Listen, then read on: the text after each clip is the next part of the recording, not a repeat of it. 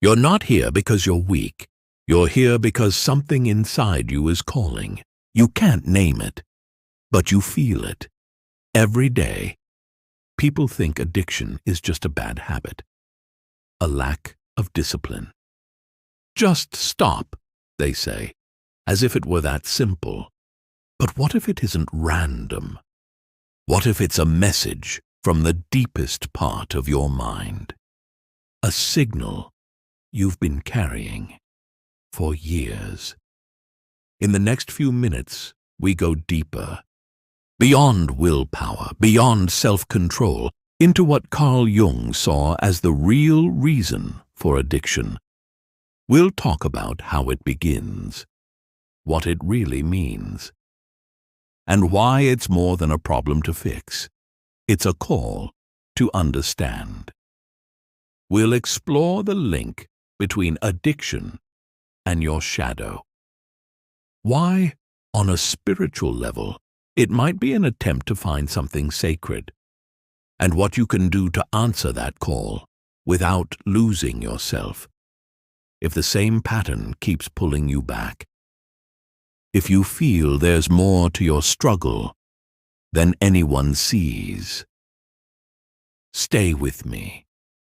Because once you see what's under the surface, you'll never look at addiction the same way again. Addiction doesn't begin with the substance. It begins with a split inside you. Jung believed the human mind is not a machine. It's a living system. And when it suffers, it does so for a reason.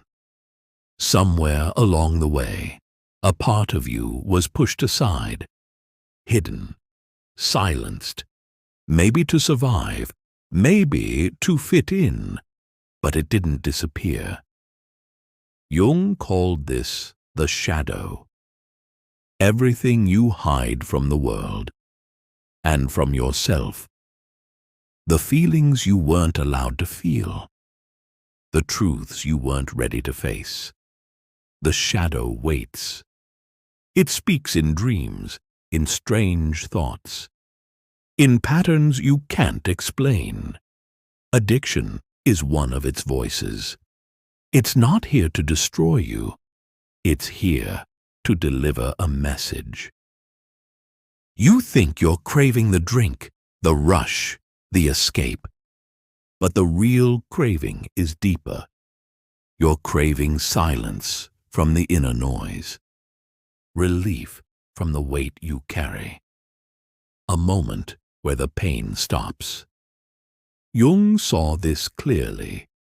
The behavior is just the surface. Beneath it lies something sacred. A question your soul is asking. What part of you is crying to be seen? What truth have you been running from? This is where most advice fails. Society says, just stop. As if willpower can silence the shadow. It can't. The shadow doesn't respond to force. It responds to attention, to understanding. Jung knew that the compulsion, whatever form it takes, is a symbol, a doorway to the deeper story. The story of how you lost connection to yourself. Until that story is heard, the pattern will find a way to return. Change the habit, and the shadow will simply choose another one. So the question isn't, how do I stop? The question is, what is this trying to show me? That's where we begin. Not by fighting the shadow, but by turning toward it. Jung noticed something most people miss. The Latin word for alcohol is spiritus, the same word for spirit. In ancient times, spirit meant more than a drink. It meant life force, essence, the unseen energy that moves through all things. Jung saw addiction as a search for spirit, a hunger for connection with something larger than the self. The problem? When you don't know how to find the real thing, you settle for an imitation. The ritual is counterfeit. The experience is temporary. And instead of being transformed, you get trapped. But here's the truth Jung understood. The impulse itself is not wrong. The longing is not wrong. It's where you're looking that leads you into trouble. Addiction, at its core, is a misplaced initiation. In ancient cultures, people went through guided rites of passage.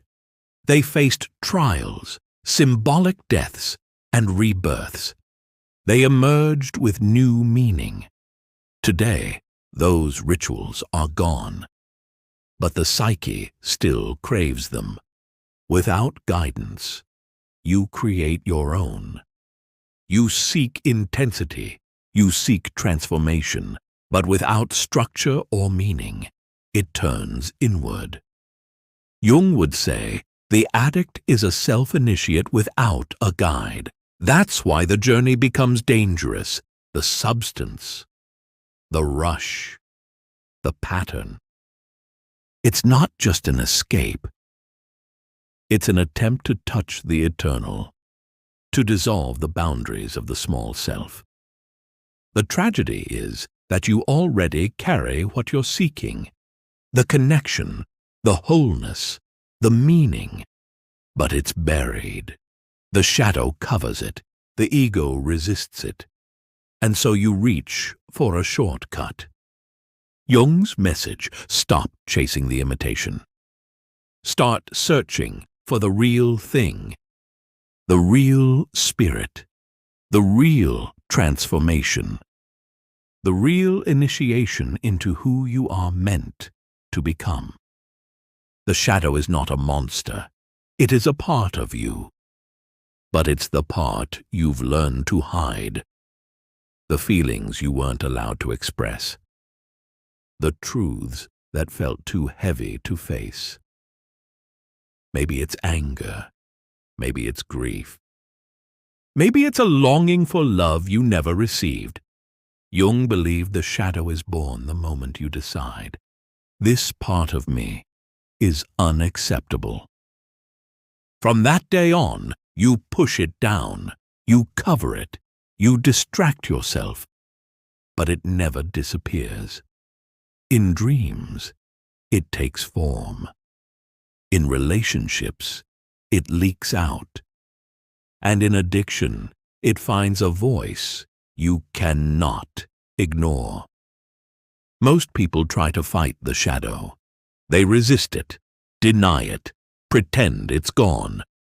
But Jung taught the opposite. You cannot defeat the shadow. You must make it conscious. That means turning toward the very thing you've been running from. Let me make this clear. Facing the shadow doesn't mean drowning in pain. It means listening to what it has been trying to tell you. The shadow holds information about who you are, about what you need, about the wound you've been carrying, the compulsive pattern. It's the shadow's signal flare. It says, something inside you needs attention. The reason change is so hard is because you've built your life around avoiding that message. Think about it. You've trained yourself to numb discomfort the moment it appears, to fill the silence before it speaks. But Jung saw this silence as sacred. It's the doorway into integration, the process of becoming whole again. Here's the paradox. The part of you you've rejected is often the exact source of your strength. Anger can become courage. Grief can become compassion. Longing can become connection, but only when you stop running from it. This is why so many recovery attempts fail when they focus only on the surface. Remove the behavior, and the shadow will simply find another path. Jung's approach: Go directly to the root. Ask yourself, what feeling am I trying to avoid? What truth feels dangerous to admit? What part of me is crying to be seen? Sit with those questions. Not for one day, for as long as it takes. And when the answers come, slowly, in fragments, you will feel the shift. The craving loses its grip. Not because you fought it, but because you understood it. In this process, the shadow changes shape. It becomes less of a threat and more of a guide. And here's the key. This isn't the end of the journey. This is the beginning. Because once you face the shadow, you're ready for something deeper. The integration of the self, that's where we're going next. The place where addiction stops being your identity and starts becoming the doorway to the life you were meant to live. Facing the shadow is not the finish line. It's the threshold. Jung called the next step integration. Integration means bringing together all parts of yourself. The ones you show the world and the ones you've kept hidden. It means no longer living as fragments. No longer letting the ego run the show while the unconscious sabotages from below. The ego is who you think you are. The self is who you truly are, whole, timeless, vast. The ego fears change. The self demands it. When addiction ruled your life, the ego was in survival mode. It built walls, created defenses, anything to keep you from feeling what you feared. But in integration, those defenses start to soften. You begin to see that the feelings you avoided were not there to destroy you.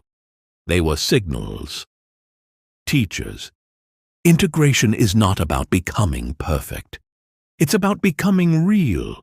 You bring the rejected parts into the light. You let grief sit beside joy, anger beside love, fear beside courage. This is wholeness. And here's the beauty. Once you start living from this integrated place, the compulsion loses its power. You no longer need the false ritual, because you have the real one. Jung saw this as a spiritual transformation, not in the sense of adopting a belief system, but in awakening to the living connection between your conscious mind and your deeper self. This is what ancient initiations were meant to do. Strip away the false identity and reveal the truth beneath it. In our time, most people never go through that process. Addiction becomes a dark imitation of it, a self-created ritual without guidance or meaning. But when you integrate, you turn the imitation into the real thing. You start asking new questions. What matters to me now? What gives my life meaning? How do I serve something larger than myself? And the answers don't come from fear or emptiness. They rise from the center of your being. That's the self speaking. That's the voice that addiction was trying to replace. Once you hear it clearly, you can't go back to living asleep. And here's what's next: meaning. The one thing powerful enough to replace addiction for good. Because without meaning, the mind will always search for something to fill the void. With meaning, the void becomes a source of creation. Jung believed the human soul cannot live on emptiness. Without meaning, the mind will create something to fill the void. Addiction is often that something. It offers intensity. It offers focus. For a moment, it gives you a sense of purpose, even if that purpose is destructive. Remove the addiction but leave the void, and the psyche will look for a replacement. Another habit. Another escape. Another pattern. That's why Jung said, the only true replacement for addiction is meaning. Meaning is not the same as pleasure. It's not the same as comfort. Meaning is what makes the struggle worth it. It's the story that turns your pain into something sacred, the thread that ties your past to your present and your future. How do you find it? You don't invent it. You uncover it. You ask, what matters so deeply to me that it pulls me forward? What makes my life feel like it belongs to something bigger than myself? For some, it's creating art. For others, it's raising a family, building a business, protecting the earth, serving a cause. It doesn't matter how the world measures it. What matters is that your soul recognizes it. Jung called this individuation the process of becoming who you were meant to be, not the person others expect you to be, not the mask you wore to survive. The real you, meaning, doesn't erase pain. It transforms it. Your grief becomes empathy. Your anger becomes courage. Your past becomes a map for someone else's future. And here's the key. Meaning must be lived, not just thought about. You find it in action, in the daily practice of moving toward what matters. When meaning takes root, addiction loses its grip. Because now you have something stronger pulling you forward than the craving pulling you back. This is the turning point Jung spoke of, where the energy once tied to compulsion becomes the fuel for creation. And that creation, your life, lived with intention, becomes the truest ritual of all. Life after addiction is not about going back to who you were. You can't. That version of you was built to survive, not to live fully. Jung would say, the goal is not to restore the old self, but to allow a new self to emerge. One that includes everything you've learned, everything you've faced. This is the integrated self. Not pure, not perfect. Whole. Living beyond addiction means you carry your past without being ruled by it. The old patterns may whisper, but you recognize their voice. You don't confuse the shadow for your identity. You know it's just a part of you.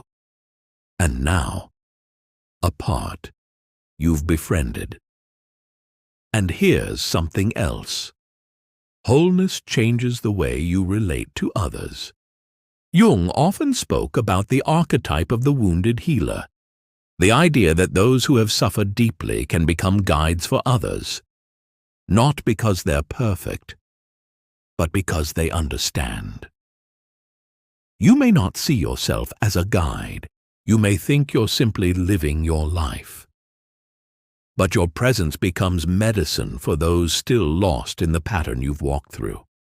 You speak without judgment. You listen without rushing to fix. And in doing so, you offer something most people never receive: the experience of being truly seen. Living beyond addiction is not a constant high. It's a steady rhythm. It's how you sit with emptiness without needing to fill it. how you move through difficult days without collapsing into old habits, how you stay in relationship with yourself even when life feels heavy. You start to notice beauty in small moments. A conversation that moves you, a piece of music that seems to speak directly to your soul, a quiet morning when nothing happens, and yet everything feels alive. These moments are not just moments. They are proof that you are awake. And in that awakening, you discover something that was always there. Freedom is not the absence of struggle. It's the ability to face it without losing yourself. That is life beyond addiction. Not perfect, not untouched by the past, but fully, undeniably yours. You are not broken. You are becoming. Everything you thought was failure was initiation. The craving, the patterns, the shadow, all of it was pointing you toward the self you were meant to meet. Jung taught us that the journey is never about perfection. It's about wholeness, about becoming real. And you've begun that journey. You've faced the shadow. You've listened to what it had to say. You've started to uncover meaning. The one thing powerful enough to replace the old patterns for good. That is the work. That is the transformation. And here's the truth. The road ahead will still have its tests. Old voices may return. Old patterns may try to whisper. But now you know the language of your own soul. You know how to answer when it calls. You no longer meet the shadow with fear, but with curiosity. You no longer see your past as a chain, but as the training ground that shaped who you are today. So keep going. Keep listening. Keep becoming, because the life beyond addiction is not just possible. It's already calling you. And if this spoke to you, if you want more guidance, more depth, more of these conversations, subscribe to Soul of the Mind. Join me as we keep exploring the hidden truths that can change the way you see yourself and the way you live your life. Your journey isn't over. In many ways, it's only just begun.